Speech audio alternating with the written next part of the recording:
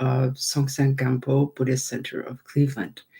Normally, we would be meeting in our center, but of course, because of COVID, we're unable to do that. However, we've been very fortunate to be able to do absolutely everything online. So every Sunday except the last Sunday of the month, I'm here on YouTube giving usually a little Dharma talk and then some meditation from 10:30 to 11:30 a.m. And then our classes, retreats, seminars, all kinds of things we do via Zoom. Everything is in the description below, our website, the newsletter, etc. So have a look there. There's also the closing prayers are below. So if you don't have them already, in fact, we have a new version. So even if you do have them, please be sure to download the new version. Okay. Well, yes. Okay. So before I start, I just want to let you know that though we normally do 2 hours today, though we normally do 1 hour, today we are just going to do half an hour because I have a retreat this afternoon. And yeah, it's like that. All right. Okay. So before we start, we want to begin with our bodhicitta motivation. So bodhicitta is the wish to attain enlightenment for the benefit of all sentient beings. So everything we do on this path is with that aim in mind so that we can help others. That's the point. Okay. Of course, we do help ourselves, which is fantastic. But our main goal should be thinking of others. So bodhicitta is kind of the combination of compassion on one side and wisdom on the other. So the compassion aspect comes when we see the suffering of others and we want them to be relieved of that suffering. We want them to be free of it. So that happens all the time. You know, this is a natural thing, right? It exists as an inherent part of who we are, right? So when we see, you know, a little kid crying, or when we have a friend who is sick, or this kind of thing, you know, our heart feels really tender, right? And we want to help them. So that's compassion. But compassion is different from bodhicitta. Bodhicitta contains the wisdom that understands what is the cause of suffering. All right. So I guess the most efficient way to handle that cause is to become enlightened. So that's why we want to attain enlightenment, so we can go beyond suffering for ourselves and also for others. So please make that your motivation for the time that we're going to spend together this morning. You can, if you're not Buddhist, that's fine. Then just wish that the time we spend together benefits not only yourself, but others as well. Excuse me. So we also bring to mind our precious teachers. We have the great good fortune of our spiritual directors being Jigme Khyentse Rinpoche, Tugu Pema Wangyo Rinpoche, and Taklu Mata Rinpoche. So we really think of them with a tremendous amount of gratitude and respect. Gratitude for what they do for us and guiding us on this path, and respect for their great realization. And pardon me, as Buddhists, then we also ask for their blessings so that we can understand the teachings, which are sometimes quite challenging, the higher philosophies, and especially put them into practice in a really sincere way. Okay, so this half hour is going to be dedicated just to meditation today, all right? I'll explain it and then we'll do it. So we're going to do the first, let's say about 10 minutes on mindfulness of breathing practice, and then the next 15 or so on the practice of Tonglen, which is means giving and receiving. And that practice is specifically to access and uncover our compassion and sort of practice that. Okay. So the mindfulness of breathing practice is about cultivating awareness and reaching a point where we can recognize when we're distracted and we can recognize when we are focused. Okay. So normally in our day-to-day life, we don't even realize when we're distracted. We just are running after every single thought and emotion that runs through our mind, right? So this practice is about bringing the mind to the present moment. Okay. Then, because we're all beginners, the mind just runs away, right? Then at some point, we become aware, oh, I got totally distracted.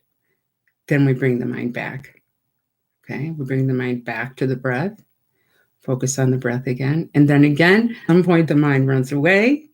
At some point, we realize, oh, I got distracted again. Then we bring the mind back. Okay. Sometimes when people get distracted and realize, oh, I got distracted, they immediately become down on themselves. Really, it's the opposite of how we should feel. We should rejoice. We should really celebrate. That's exactly the thing that we're trying to practice, that we're trying to develop, recognizing when we got distracted and bringing the mind back.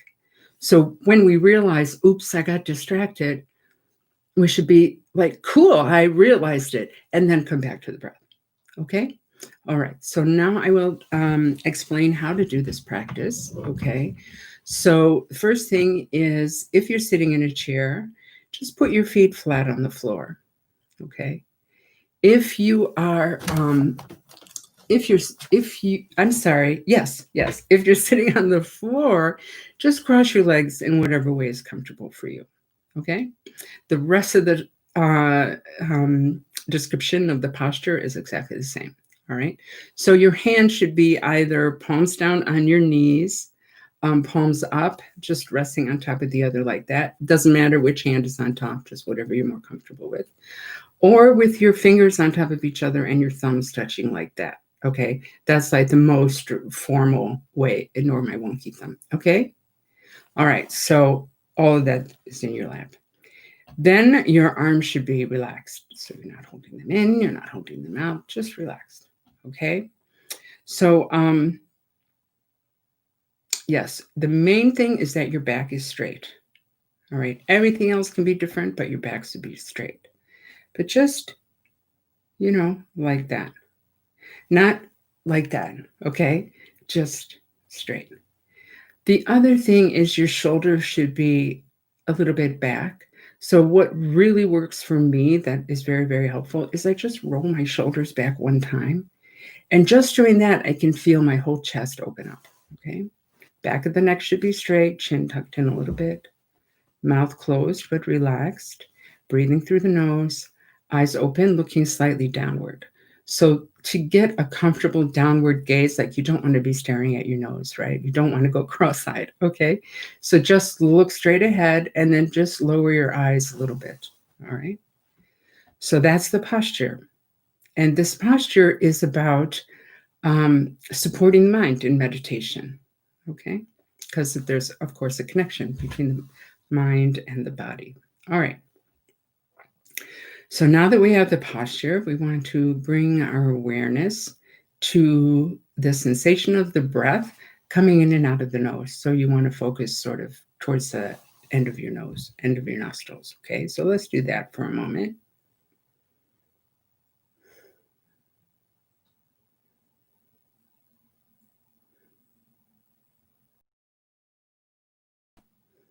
Okay, so what we want the mind is to bring awareness to that sensation, like we just did, and then keep it there as continuously as possible. All right.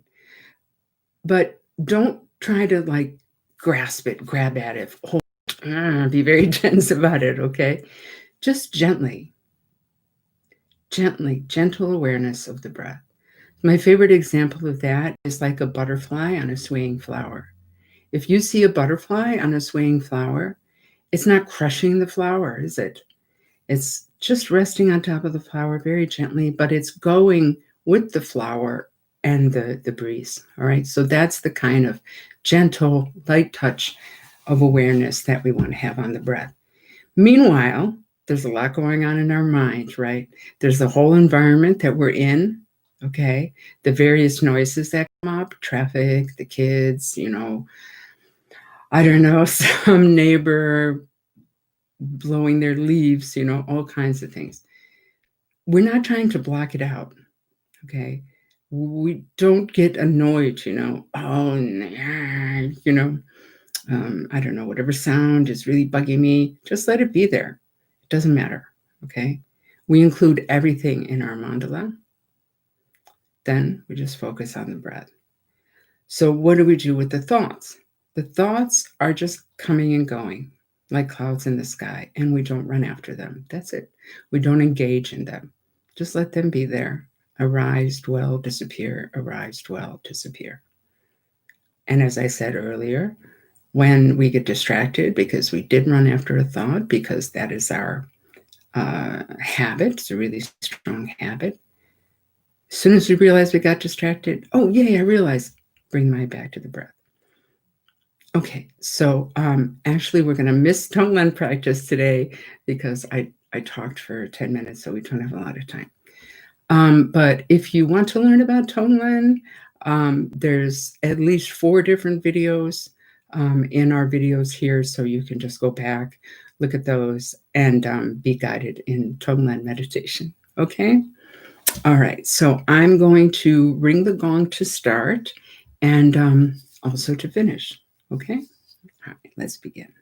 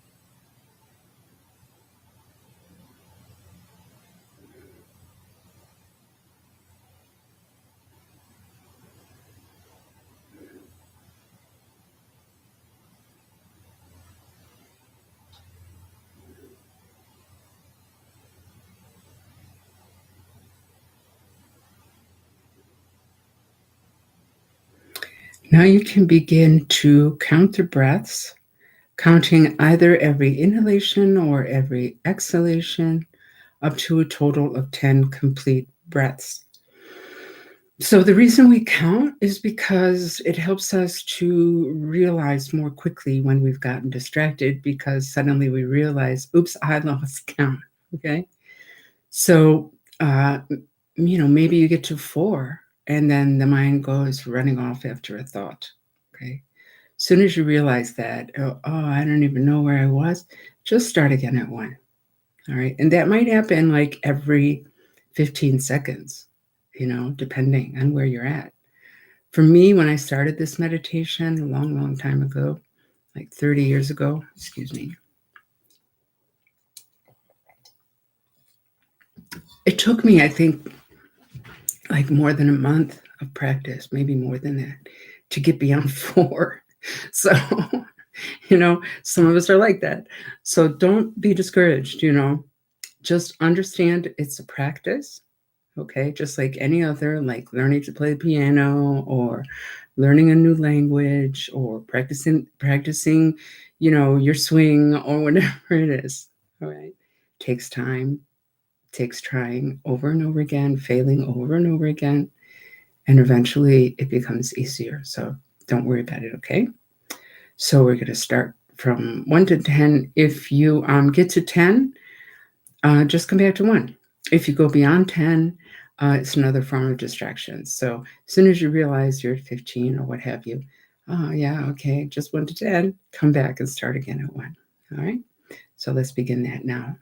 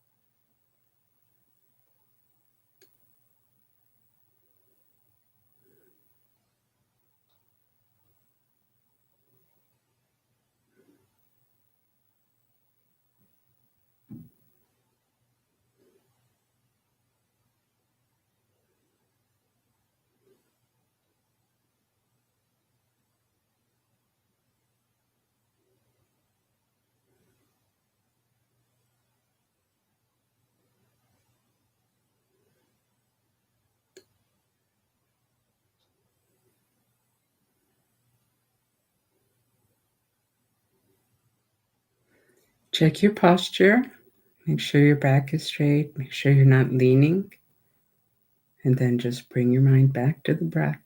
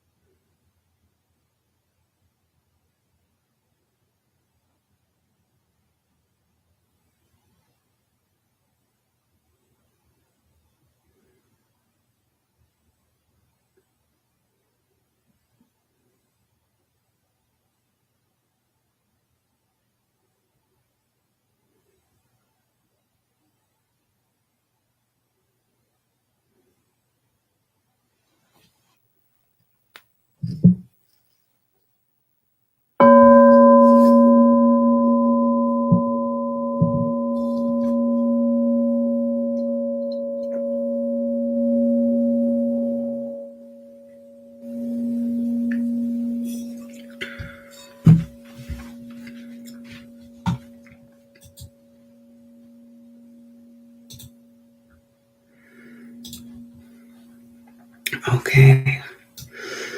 So now we are going to do the closing prayers. If you want to join, if you don't, that's fine. You don't have to, of course. If you don't have them, there's a link in the description below where you can see them if you don't, and download them if you like. If you do have them, you should look at the link anyway because we've changed a couple things. Okay, so I'll give you a minute to do that.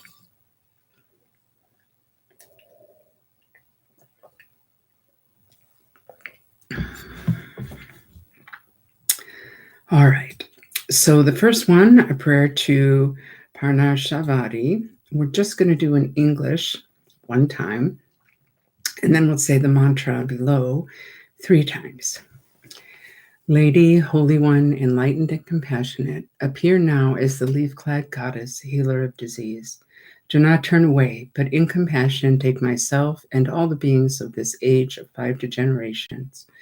Perform your deeds of soothing, purging, and cauterizing all the pains of illness, plagues, and pestilence.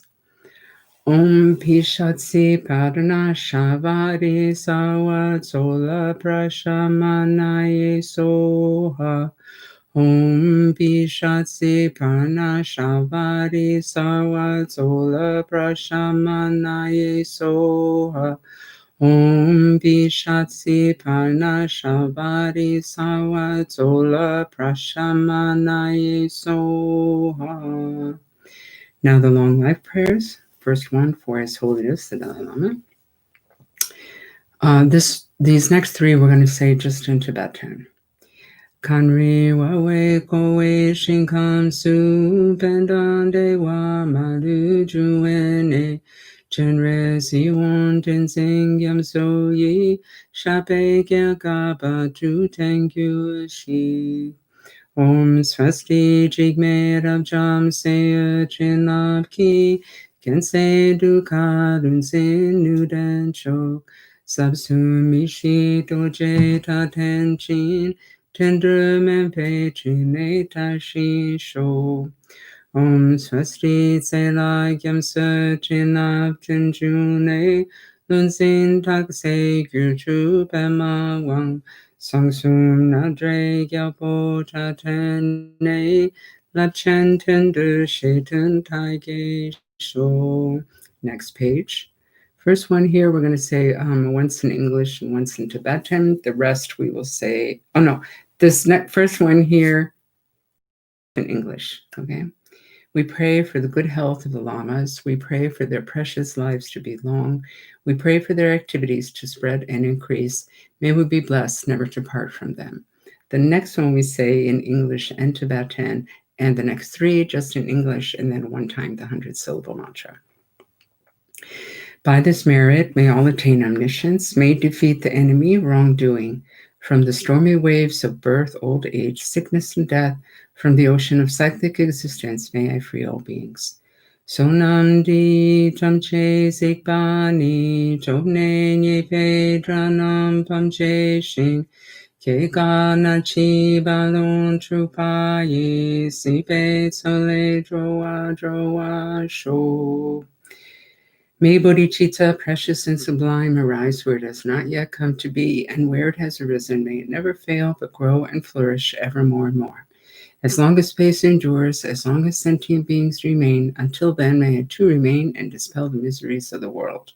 Ever absorbed in the display of divine forms and primordial awareness, appearance, sound, and perception in the state of divinity's mind, Dharmakaya, may I, inseparable from the practice of the profound and secret great yoga, attain within the essence of mind the state of one taste.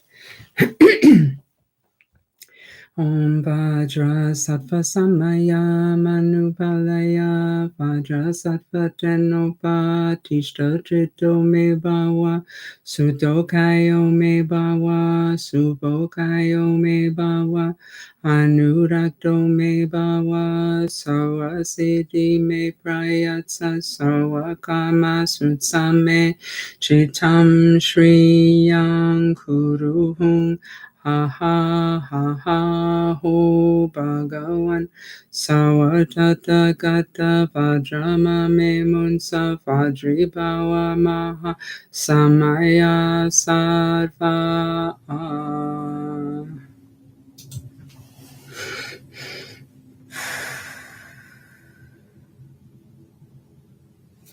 All right, so we're ending here today. Next week, we will go for the full hour, starting with the Dharma talk and then meditation. All the information you need is below. If you're able to donate, please do. We have to pay rent and so forth, even if we're not at the center. Please sign up for the newsletter. That's the best way to get all the info. If you have a Gmail account, sometimes the newsletter will go into the promotions tab. So check there if you are not getting it. Okay, thank you. Bye-bye.